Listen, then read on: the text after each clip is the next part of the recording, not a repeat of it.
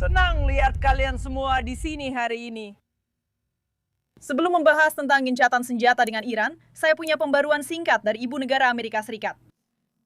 Kemarin, tercatat vonis bersalah pertama berdasarkan Undang-Undang Take It Down, sebuah legislasi bersejarah di mana Ibu Negara Melania Trump berperan penting dalam pengesahannya. Melindungi korban gambar eksplisit seksual yang dihasilkan oleh AI tanpa persetujuan, perundungan daring, dan ancaman kekerasan.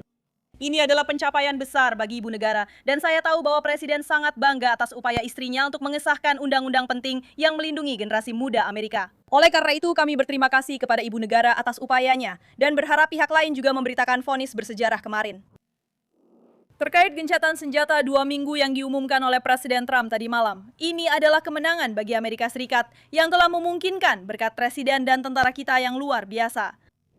Sejak dimulainya operasi kemarahan Epic, Presiden Trump menyatakan bahwa ini akan menjadi operasi militer selama 4 hingga 6 minggu untuk membongkar ancaman militer yang ditimbulkan oleh rezim Iran Islam radikal. Berkat kemampuan luar biasa pasukan Amerika, Amerika Serikat telah mencapai dan melampaui tujuan militer utama tersebut hanya dalam 38 hari. Angkatan bersenjata Zerimiar telah menghancurkan basis industri pertahanan Iran, melumpuhkan kemampuan rezim tersebut untuk memproduksi senjata yang mereka dan sekutunya gunakan untuk mencacati dan membunuh orang Amerika serta meneror dunia. Kemampuan Iran untuk membangun dan menyimpan rudal balistik serta drone jarak jauh juga telah mundur bertahun-tahun dibandingkan dengan 6 minggu lalu sebelum dimulainya operasi Amarah Epic. Kami telah menghancurkan sebagian besar rudal balistik Iran, peluncur, dan drone serang jarak jauh dalam lebih dari 450 serangan ke ribuan target, serta sekitar 800 serangan terhadap unit peluncur drone dan fasilitas penyimpanan milik Iran. Secara total, lebih dari 13.000 target di seluruh Iran telah diserang. Sekali lagi, semua itu terjadi hanya dalam 38 hari. Sementara itu, Angkatan Laut Iran telah sepenuhnya dimusnahkan. Amerika Serikat telah menghancurkan lebih dari 150 kapal angkatan laut secara total, termasuk 16 kelas kapal perang Iran secara keseluruhan. Meskipun sebelumnya merupakan kekuatan kapal selam terbesar di Timur Tengah, sekarang Iran tidak memiliki satu pun kapal selam. 97% dari bekas persediaan besar Iran yang berisi lebih dari 5.000 ranjau laut juga telah menjadi sasaran dan dihancurkan. Angkatan Udara Iran saat ini secara fungsional dan operasional tidak relevan setelah Amerika Serikat mempertahankan dominasi udara penuh atas negara tersebut selama berminggu-minggu berturut-turut. Untuk menekankan pentingnya hal ini, sebelum operasi Amarah Epic, Angkatan Udara Iran biasanya melakukan antara 30 hingga 100 penerbangan per hari. Saat ini jumlah itu adalah 0. Kemampuan Iran untuk mendanai dan mendukung kelompok proksi terorisnya telah berkurang secara signifikan. Saat ini Iran tidak lagi dapat mendistribusikan senjata kepada kelompok proksinya di wilayah tersebut. Dan yang lebih penting lagi, Iran tidak akan dapat memperoleh senjata nuklir. Sebelum operasi yang berhasil ini, Iran secara agresif memperluas persenjataan rudal balistik jarak pendeknya. Dengan senjata-senjata ini dan angkatan lautnya, Iran berusaha melakukan penumpukan militer di sekitar negaranya untuk menciptakan ancaman yang segera dan eksistensial terhadap aset-aset militer Amerika Serikat di Timur Tengah, terhadap sekutu-sekutunya, dan pada akhirnya terhadap dunia bebas. Iran mengikuti strategi yang berbahaya dan agresif ini karena satu alasan, untuk menyandera dunia demi ambisi terorisnya. Orang-orang Iran bermaksud menggunakan kemampuan mereka yang telah diperluas sebagai perisai untuk mencapai tujuan akhir mereka, membangun bom nuklir di dalam negeri. Namun, rencana pembunuhan dan kejahatan mereka hancur bersama dengan pasukan mereka, program nuklir, dan sebagian besar pimpinan mereka, termasuk mantan pemimpin tertinggi Ali Khamenei. Struktur komando dan kendali mereka menjadi tidak stabil setelah diserang lebih dari 2.000 kali. Banyak pemimpin yang tersisa kini lumpuh karena ketakutan dan tidak lagi menikmati kebebasan untuk berkeliling negara atau berkumpul secara terbuka. Berkat keunggulan tak tertandingi, para pejuang kita di bawah arahan komandan tertinggi, dunia baru saja menyaksikan kemenangan militer yang sangat cepat dan sukses secara historis. Presiden Trump memulai operasi Amarah Epic dengan tujuan militer strategis dan Amerika Serikat jelas telah mencapainya. Saat kita merayakan kemajuan ini, kita juga mengingat dan menghormati 13 pahlawan Amerika yang telah mengorbankan nyawa mereka dalam upaya mulia ini. Saya tahu bahwa Presiden Trump dan bangsa kita yang besar, seluruh bangsa menghormati pengorbanan tertinggi mereka dan kita tidak akan pernah melupakan mereka. Semoga Tuhan memberkati keluarga mereka. Upaya berani dari semua anggota luar biasa Angkatan Bersenjata kita telah menciptakan pengaruh maksimal bagi Presiden Amerika Serikat, memungkinkan beliau dan tim kepemimpinannya untuk terlibat dalam negosiasi sulit dalam beberapa minggu terakhir, yang kini telah membuka jalan bagi solusi yang berbeda, diplomatis dan perdamaian abadi di Timur Tengah. Tekanan maksimal dari Presiden dan pengaruh yang diciptakan oleh keberhasilan operasi Amarah Epic telah membuat rezim Iran meminta dan akhirnya menyetujui sebuah proposal gencatan senjata dengan Amerika Serikat. Iran tidak bisa lagi mentolerir untuk terus dibombardir atau mengambil risiko atas apa yang mungkin terjadi setelah batas waktu pukul 8 malam yang ditetapkan oleh Presiden Trump tadi malam. Iran setuju untuk membuka Selat Hormuz, dan seperti yang dikatakan oleh Presiden, kami menerima sebuah proposal dari pihak Iran yang dianggap sebagai dasar yang layak untuk negosiasi. Saya melihat banyak liputan yang tidak akurat hari ini oleh media tentang negosiasi dan rencana-rencana ini. Jadi izinkan saya memperjelas dan meluruskan catatan. Pihak Iran awalnya mengajukan rencana 10 poin yang pada dasarnya tidak serius, tidak dapat diterima, dan sepenuhnya ditolak. Rencana itu secara harfiah dibuang ke tempat sampah oleh Presiden Trump dan tim negosiasinya. Banyak media di ruangan ini secara keliru melaporkan bahwa itu akan dapat diterima oleh Amerika Serikat, dan itu tidak benar. Dengan tenggat waktu Presiden yang semakin dekat dan militer Amerika Serikat yang terus-menerus menghancurkan Iran setiap jam yang berlalu, rezim tersebut akhirnya mengakui kenyataan kepada tim negosiasi. Mereka mengajukan rencana yang lebih masuk akal, benar-benar berbeda dan lebih ringkas kepada Presiden dan timnya. Presiden Trump dan timnya memutuskan bahwa rencana baru yang telah dimodifikasi tersebut merupakan dasar yang layak untuk bernegosiasi dan menyelaraskannya dengan proposal 15 poin milik kita sendiri. Garis merah Presiden, yaitu penghentian pengayaan ulang oleh Iran di Iran, tidak berubah dan hasilnya. Gagasan bahwa Presiden Trump suatu hari akan menerima daftar keinginan Iran sebagai sebuah kesepakatan benar-benar tidak masuk akal. Presiden hanya akan membuat kesepakatan yang memenuhi kepentingan terbaik Amerika Serikat. Dan beliau serta tim negosiasinya akan fokus pada upaya ini dalam 2 minggu ke depan, selama Selat Hormuz tetap terbuka tanpa pembatasan atau penundaan. Negosiasi ini yang luar biasa, meskipun sangat sensitif dan kompleks, akan berlangsung secara tertutup selama 2 minggu ke depan. Saya sangat menyarankan media untuk tidak menyebarkan narasi yang tidak didasarkan pada fakta. Apa yang dikatakan Iran secara terbuka atau yang mereka sampaikan kepada kalian semua di media sangat berbeda dengan apa yang mereka komunikasikan kepada Amerika Serikat, kepada Presiden dan timnya secara khusus. Jangan pernah meremehkan kemampuan Presiden Trump untuk berhasil memajukan kepentingan Amerika dan menengahi perdamaian. Presiden Trump memiliki rekam jejak yang terbukti dalam mendapatkan kesepakatan yang baik atas nama Amerika Serikat dan rakyat Amerika. Dan dia hanya akan menerima kesepakatan yang mengutamakan Amerika. Setelah mengatakan itu, saya akan menjawab pertanyaan-pertanyaan Anda. Saya tahu Anda punya banyak pertanyaan hari ini. Bersama kami ada Shane Harris dari AMAC Newsline. Shane, terima kasih sudah datang. Silakan mulai. Ya, terima kasih sudah mengundang saya, Caroline. Saya punya 2 pertanyaan. Setelah pengumuman gencatan senjata, jika ini adalah akhir dari permusuhan di Iran, apa pesan Presiden kepada rakyat Amerika tentang apa yang telah dicapai untuk negara dengan operasi Epic Fury? Saya rasa saya sudah membahas sebagian besar hal itu dalam komentar awal saya. 6 minggu yang lalu, Presiden menatap langsung ke mata rakyat Amerika dan mengatakan bahwa ia melancarkan operasi ini untuk menghilangkan ancaman yang segera datang dari Iran. Dan ancaman itu sekarang telah sebagian besar dihancurkan. Angkatan laut mereka, rudal-rudal mereka, basis industri pertahanan mereka, dan rencana mereka untuk membangun bom nuklir tidak akan diizinkan lagi berkat keberhasilan luar biasa operasi Amarah Epic selama 38 hari terakhir. Hal itu benar-benar telah tercapai dan sekarang kita memasuki fase berikutnya dari negosiasi untuk menentukan beberapa detail penting. Dan siapa tahu untuk menengahi sebuah kesepakatan yang membawa perdamaian abadi di Timur Tengah. Dan yang kedua, apa pesan Presiden untuk para lansia Amerika yang lebih banyak memilih dan bisa menjadi penentu dalam pemilu pada waktu mendatang? Ya, Presiden sangat mencintai para lansia kita di seluruh negeri. Dan seperti yang Anda tahu, Presiden telah mengesahkan Working Families Tax Cut tahun lalu yang sangat mengurangi pajak jaminan sosial untuk para lansia kita. Dengan Working Families Tax Cut, hampir 90% lansia tidak akan membayar pajak atas jaminan sosial. Kemenangan besar bagi para lansia, kelas menengah, dan keluarga pekerja. Pajak 0 untuk tip dan ngembur. Minggu depan adalah batas waktu pembayaran pajak penghasilan. Kalian akan mendengar dari Presiden tentang bagaimana kebijakannya telah memberikan manfaat bagi rakyat. Dan saya dengan bangga menginformasikan bahwa beliau akan melakukan perjalanan minggu depan ke negara bagian Nevada dan Arizona untuk menyoroti pencapaian bersejarah ini sepanjang minggu. Terima kasih telah hadir di sini, Shane, Gabe. Media pemerintah Iran mengatakan bahwa Iran hari ini menutup Selat Hormuz sebagai tanggapan atas serangan Israel ke Lebanon. Apa tanggapan Gedung Putih terhadap hal ini?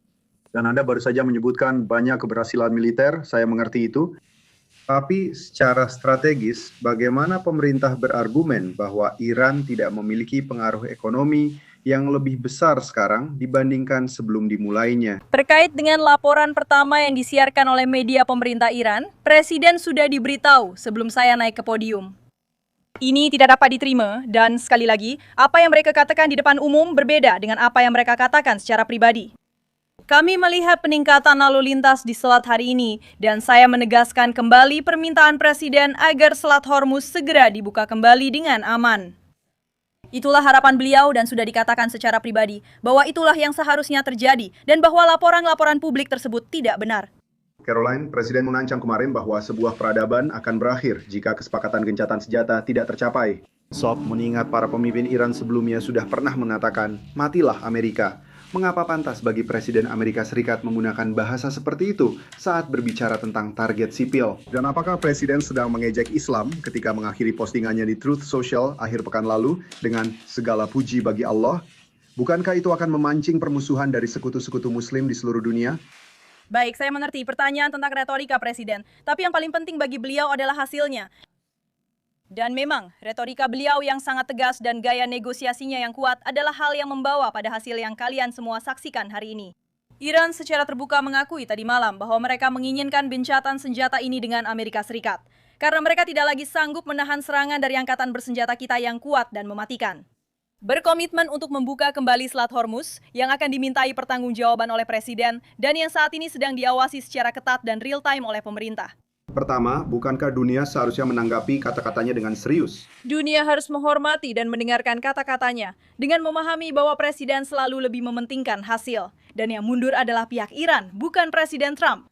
Dia mengatakan bahwa mereka akan menghadapi konsekuensi serius, seperti yang Anda jelaskan, sampai batas waktu pukul 20.00 jika mereka tidak membuka kembali Selat Hormuz. Dan apa yang mereka lakukan tadi malam? Mereka setuju untuk membuka kembali Selat Hormuz. Presiden Trump ingin melihat Lebanon dalam perjanjian damai itu karena serangan Israel ke Lebanon meningkat hari ini menyebabkan puluhan korban. Tentu saja Lebanon tidak termasuk dalam gencatan senjata. Hal ini sudah diberitahukan kepada semua pihak yang terlibat.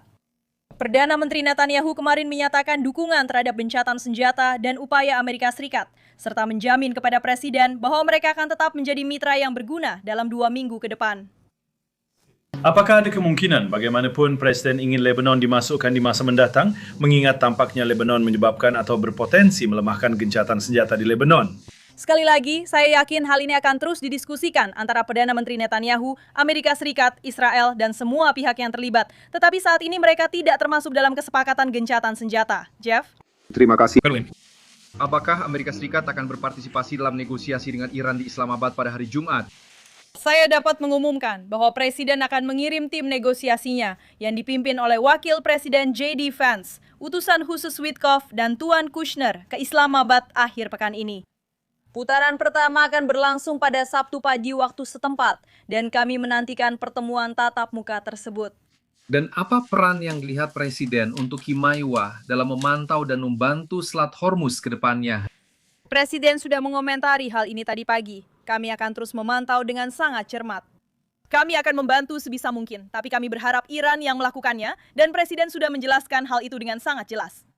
Seperti yang dikatakan dalam pernyataannya kemarin, gencatan senjata bergantung pada pembukaan kembali Selat Hormuz secara aman. Hal itu sudah diputuskan tadi malam. Malam ini kami memahami bahwa itu membutuhkan waktu, tapi itu adalah harapan Presiden dan beliau akan menuntut hal itu dari semua pihak. Tentu saja dengan blazer hijau. Terima kasih banyak. Tentu, lalu di depanmu. Tapi Andrew, silakan duluan. Kamu tidak memakai warna hijau. Blazer klasik ini sangat pas dan rapi potongannya. Jadi terkait retorika presiden, ketika Amerika Serikat menyerang Irak pada tahun 2003, George W. Bush mengatakan dalam sebuah pesan kepada rakyat Irak bahwa kampanye militer itu ditujukan kepada para penjahat yang memerintah negara mereka dan bukan kepada kalian. Kemarin, Presiden mengancam akan menghancurkan seluruh peradaban Iran. Seluruh peradabannya, bukan hanya pemerintah Iran, tetapi juga peradaban Iran dan rakyat Iran. Iwak telah menjadi pemimpin moral selama sebagian besar sejarah mereka dengan berperang melawan pemerintah lain, bukan melawan peradaban. Bagaimana Presiden bisa menyatakan bahwa Amerika suatu hari bisa memiliki keunggulan moral jika dia mengancam akan menghancurkan peradaban dan tidak menggambarkan perang sebagai pertarungan melawan pemerintah lain? Andrew, menurutku kamu sebaiknya memperhatikan tindakan presiden ini selama 6 minggu terakhir dan juga tindakan para pria dan wanita pemberani dari Angkatan Bersenjata Amerika Serikat yang pada dasarnya telah menghancurkan tentara rezim Islam yang melanggar hukum, yang telah meneriakan matilah Amerika selama 47 tahun dan telah membunuh serta mencacati ribuan tentara Amerika selama 5 dekade terakhir. Presiden tidak diragukan lagi memiliki keunggulan moral atas rezim teroris Iran dan menyarankan sebaliknya sejujurnya adalah sebuah penghinaan. Dengan segala hormat, tidak. Dengan segala hormat, Silakan lanjutkan. Baik, mengingat apa yang telah kita lihat hari ini di Lebanon dan meningkatnya serangan dari Israel, apakah ada kekhawatiran bahwa Netanyahu sedang mencoba untuk mengakhiri gencatan senjata? Presiden berbicara dengan Perdana Menteri Netanyahu tadi malam, dan dalam percakapan pribadi itu, Netanyahu secara terbuka menegaskan kembali dukungannya kepada Presiden dan bahwa Israel tetap menjadi sekutu dan mitra utama Amerika Serikat. Mereka telah menjadi mitra yang luar biasa selama 6 minggu terakhir, dan kami berterima kasih atas upaya heroik mereka. Presiden melakukan percakapan itu tadi malam, dan hal ini telah diumumkan secara publik kepada dunia. Hanya untuk menindaklanjuti? Silakan lanjutkan. Terima kasih. Caroline, saya punya pertanyaan untukmu tentang Iran dan juga pertanyaan tentang Undang-Undang Martabat. Tentu, tentang Iran dikatakan bahwa gencatan senjata terjadi setelah campur tangan dua faktor yang tidak terduga, J-D Vance dan Tiongkok. Apa peran kedua pihak ini dalam mencapai kesepakatan? Wakil Presiden Vance memiliki peran yang sangat signifikan dalam hal ini sejak awal. Dia tentu saja adalah tangan kanan Presiden. Dia adalah Wakil Presiden Amerika Serikat. Dia telah berpartisipasi dalam semua diskusi dan sekarang akan memimpin fase baru dari negosiasi ini. Di Islamabad nanti minggu ini terkait dengan Tiongkok, telah terjadi pembicaraan antara pejabat tertinggi pemerintah kami dan pemerintah Tiongkok. Presiden sangat menghormati Presiden Xi. Terima kasih. Dalam bekerja dengannya dan dengan negara itu, beliau sangat menantikan untuk mengunjungi Tiongkok dalam beberapa minggu lagi. Dan mengenai Dignity Act, undang-undang tersebut semakin mendapat dukungan di Kongres dan akan menguntungkan beberapa imigran ilegal di negara ini, memberikan jalan menuju kewarganegaraan. Apa posisi Gedung Putih terhadap undang-undang tersebut dan apakah Presiden akan menandatanganinya jika sampai ke mejanya? Sejujurnya, saya belum berbicara dengan Presiden mengenai undang-undang tersebut. Saya akan berdiskusi dan kami akan memberikan posisi resmi kami tentang hal ini secepatnya. Sama-sama, silakan lanjutkan. Presiden menyarankan dalam wawancara hari ini bahwa beliau akan mendukung tindakan bersama antara ISAF dan Iran untuk memungut biaya dari kapal-kapal yang melewati selat tersebut. Apakah beliau percaya bahwa Amerika Serikat harus mendapatkan keuntungan dari Selat Hormuz? Itu memang sebuah ide yang diajukan Presiden seperti yang Anda tahu dan akan didiskusikan dalam 2 minggu ke depan. Namun prioritas utama Presiden saat ini adalah pembukaan kembali selat tanpa batasan, baik berupa pungutan maupun cara lainnya. Dan mengenai uranium yang sangat diperkaya, apakah Iran telah memberikan indikasi kepada pemerintah bahwa mereka akan menyerahkan uranium yang diperkaya begitu saja? Atau apakah Presiden memperkirakan bahwa dia harus mengirim pasukan darat untuk mewujudkannya? Ini adalah prioritas utama bagi Presiden dan tim negosiasinya saat mereka bersiap untuk putaran pembicaraan berikutnya. Dan seperti yang saya katakan, itu adalah garis merah yang tidak akan ditinggalkan oleh Presiden. Dan dia berkomitmen untuk memastikan hal itu terjadi. Nah, kami berharap itu bisa tercapai melalui diplomasi. Tapi apakah mereka memberi indikasi bahwa mereka akan mengubah itu? Mereka sudah, ya. Sarah, Trevor. Berita dari Iran menunjukkan bahwa pertahanan udara telah diaktifkan di berbagai kota dan ledakan terdengar di Isfahan. Siapa yang sedang membombardir Iran saat ini? Laporan-laporan itu dari beberapa menit yang lalu? Ya. Oke. Jadi, jelas saya harus kembali dan memeriksa dengan tim keamanan nasional. Saya akan mengurus ini sekarang dan saya akan mendapatkan jawabannya untuk kalian. Dan hanya untuk kembali ke pertanyaan tentang peradaban yang tadi kita bicarakan, Sekali lagi, saya belum melihat laporan-laporan itu dan saya tidak sedang memeriksanya. Bukan karena tidak percaya, Trevor, tapi saya ingin memeriksanya dengan para ahli. Saya hanya ingin mengatakan, dan saya ulangi kepada Wakil Presiden pagi ini adalah gencatan senjata yang rapuh. Gencatan senjata memang pada dasarnya rapuh.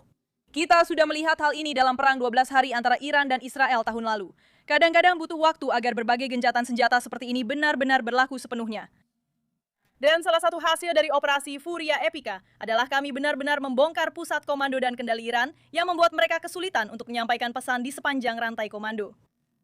Jadi kami memahami hal itu. Saya akan meminta sedikit kesabaran, tapi tentu saja kami ingin melihat gencatan senjata diterapkan dan dihormati oleh semua pihak secepat mungkin. terima kasih. Bagaimana dengan orang Amerika? Pemerintahan presidensial sejak Ronald Reagan telah menyatakan gagasan bahwa perang nuklir tidak bisa dimenangkan dan tidak boleh pernah terjadi. Itu masih menjadi pandangan pemerintahan ini, mengingat komentar presiden tentang peradaban. Pendapat kami tentang kebijakan ini tidak berubah, Heidi. Carol, Terima kasih Carol. Mengingat betapa seriusnya apa yang dia katakan kemarin, bagaimana pemahaman Anda tentang maksudnya ketika dia mengatakan peradaban akan dimusnahkan? menurut saya itu adalah ancaman yang sangat-sangat kuat dari Presiden Amerika Serikat yang membuat rezim Iran mengalah. Untuk meminta gencatan senjata dan setuju untuk membuka kembali Selat Hormuz. Itu adalah ancaman yang sangat kuat, yang membuahkan hasil dan seperti yang dinyatakan oleh Sekretaris Perang di Pentagon pagi ini, itu bukan ancaman kosong. Pentagon sudah menyiapkan daftar target pada pukul 20.00 kemarin, jika rezim Iran tidak setuju untuk membuka selat tersebut. Apa yang mereka lakukan? Dan kita harus bersyukur, terima kasih untuk itu. Saya menganggapnya sebagai panduan moral di dunia, mengingat bahwa dia... Rekan Anda Andrew sudah menanyakan pertanyaan yang sama sebelumnya dan saya mengulanginya. Setiap sindiran di ruangan ini bahwa Iran memiliki superioritas moral atas Amerika Serikat adalah sebuah penghinaan, mengingat kekejaman yang telah mereka lakukan, bukan begitu? Mengingat kekejaman yang telah mereka lakukan terhadap rakyat kita dan angkatan bersenjata kita selama 5 dekade terakhir. John, silakan lanjutkan. Terima kasih. Sangat mahal, ya. Saya punya 2 pertanyaan untuk Anda. Salah satunya tentang pernyataan bersama yang dirilis pagi ini oleh Sekutu Eropa, Amerika Serikat, dan NATO. Dan dalam pernyataan bersama itu mereka berbicara tentang Selat Hormuz. Pemerintah kami akan berkontribusi untuk memastikan kebebasan navigasi di Selat Hormuz. Apa tanggapan pemerintah terhadap pernyataan bersama ini? Apakah ini akan meredakan situasi saat Presiden bertemu dengan Sekretaris Jenderal NATO nanti sore? Saya punya kutipan dari Presiden Amerika Serikat tentang NATO untuk dibagikan kepada kalian. Mereka telah diuji dan gagal. Menyedihkan bahwa NATO telah membelakangi rakyat Amerika dalam 6 minggu terakhir, padahal rakyat Amerika lah yang membiayai pertahanan mereka. Seperti yang Anda tahu, Presiden Trump akan bertemu dengan Sekretaris Rute dalam beberapa jam di Gedung Putih. Dan saya tahu beliau sangat menantikan untuk melakukan percakapan yang sangat jujur dan terbuka dengannya. Dan yang kedua, terkait konflik ini, seperti yang Anda tunjukkan, Presiden Trump mengatakan bahwa telah terjadi perubahan rezim setelah 38 hari. Apakah perubahan rezim itu membawa lebih banyak kebebasan bagi rakyat Iran? Saya rasa itu adalah pertanyaan yang diajukan terlalu dini, John. Kami berharap memang demikian, tapi itu adalah sesuatu yang masih akan terjadi. Ibu Caroline. Amin. Caroline, mengenai pungutan tol Iran di Selat Hormuz, saya mendengar Anda menyebutkan beberapa garis merah yang ditetapkan oleh Presiden. Tetapi saya tidak mendengar bahwa pungutan tol di selat itu adalah salah satu garis merah. Apakah akan dapat diterima oleh Amerika Serikat pada akhirnya jika orang-orang Iran berhasil memungut biaya di Selat Hormuz? Saya rasa Presiden sudah sangat jelas dan lugas dalam bahasanya tadi malam di postingannya di Truth Social, di mana beliau mengatakan bahwa gencatan senjata ini bergantung pada pembukaan kembali Selat Hormuz secara bebas, aman, dan segera. Itu adalah bahasa yang sangat jelas dan harus diartikan secara harfiah. Artinya Gratis. Carrie, lanjutkan. Ya, tanpa batasan termasuk tol. Ya, Carrie. Ada pembaruan singkat tentang pemungutan tol. Mengapa Amerika Serikat mengizinkan Iran memungut tol di Selat Hormuz? Ini adalah sesuatu yang telah kami tolak selama beberapa tahun. Saya ulangi, bukan berarti kami telah mengatakan bahwa kami benar-benar menerima. Kemitraan itu adalah usulan dari Presiden, tetapi beliau menyatakan tadi malam bahwa beliau ingin selat itu segera dibuka kembali tanpa pembatasan. Dan itulah yang akan kami tuntut dari mereka. Baiklah, ya itu. Dan pertanyaan kedua. Tentang saya punya keluarga dan teman di Iran. Saya sendiri orang Iran dan saya sudah berbicara dengan mereka selama pemadaman. Kemarin salah satu anggota keluarga saya berpamitan kepada saya.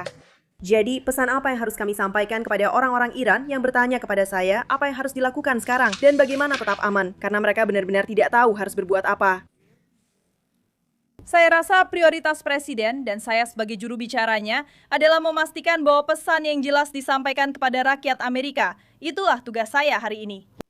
Terkait dengan rakyat Iran, Presiden telah menghilangkan ancaman yang akan segera terjadi yang ditimbulkan oleh militer mereka terhadap Amerika Serikat, sekutu kami, dan pasukan kami di wilayah tersebut.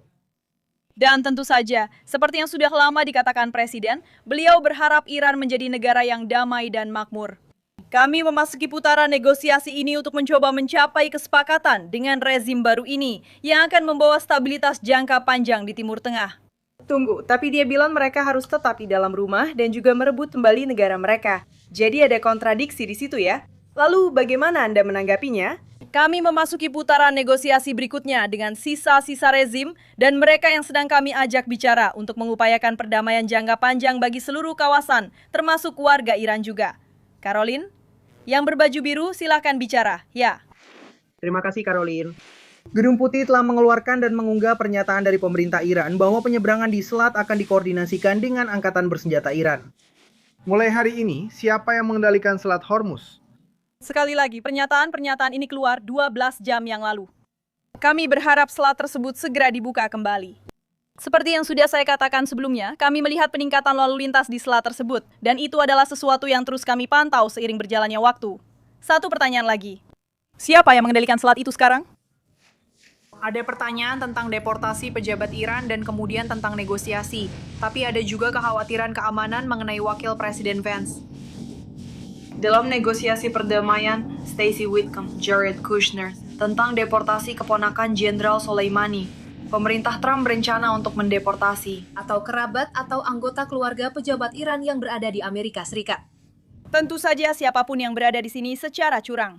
Saya mengerti bahwa salah satu dari mereka yang visanya dicabut oleh Sekretaris Rubio dan dideportasi oleh ICE meminta suaka secara curang. Itu melanggar hukum Amerika Serikat. Siapapun yang berada di sini secara ilegal atau curang, tunduk pada hukum imigrasi kami dan akan dipulangkan. Saya tahu bahwa ini adalah prioritas utama bagi Departemen Luar Negeri yang bekerja sama dengan Departemen Keamanan. Mengenai keamanan Wakil Presiden, kami percaya pada Dinas Rahasia Amerika Serikat dalam tugas mereka menjaga Wakil Presiden dan tim negosiasi tetap aman. Mereka melakukan pekerjaan yang luar biasa dan kami percaya pada mereka untuk itu. Caroline di belakang sana, silakan bicara. Terima kasih, Caroline. Presiden mengatakan Kuba adalah berikutnya. Apa pesan Anda kepada orang Amerika tentang Kuba dan apa yang bisa diharapkan orang Kuba dari hal ini? Ketika Presiden Trump mengatakan itu dan menjelaskan setelah pernyataan tersebut, yang dia maksud adalah bahwa rezim Kuba pasti akan runtuh. Negara mereka sangat lemah. Mereka berada dalam posisi ekonomi yang sangat rapuh jelas dari sudut pandang keuangan. Rakyat Kuba sudah muak dengan pemerintah mereka dan itu memang wajar. Dan percakapan serta diskusi ini terus berlangsung di tingkat tertinggi pemerintahan kami. Saya tidak memiliki pembaruan atau pengumuman apapun untuk kalian hari ini terkait kebijakan terhadap Kuba. Caroline? Halo? Terima kasih, Caroline.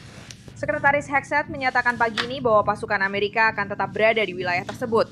Apa yang bisa diharapkan dari pasukan Amerika di medan operasi dalam 2 minggu ke depan dan seterusnya? Untuk informasi spesifik mengenai sumber daya di Timur Tengah, silakan hubungi Pentagon. Pertimbangkan apa yang telah dikatakan oleh Sekretaris dan yang telah ditegaskan kembali secara pribadi oleh Presiden bahwa kami tidak akan memindahkan apapun segera. Ini adalah gencatan senjata selama 2 minggu dan kami percaya bahwa pada akhirnya akan menghasilkan kesepakatan yang baik antara Amerika Serikat dan Iran. Tapi kita akan memastikan bahwa angkatan bersenjata kita selalu siap siaga.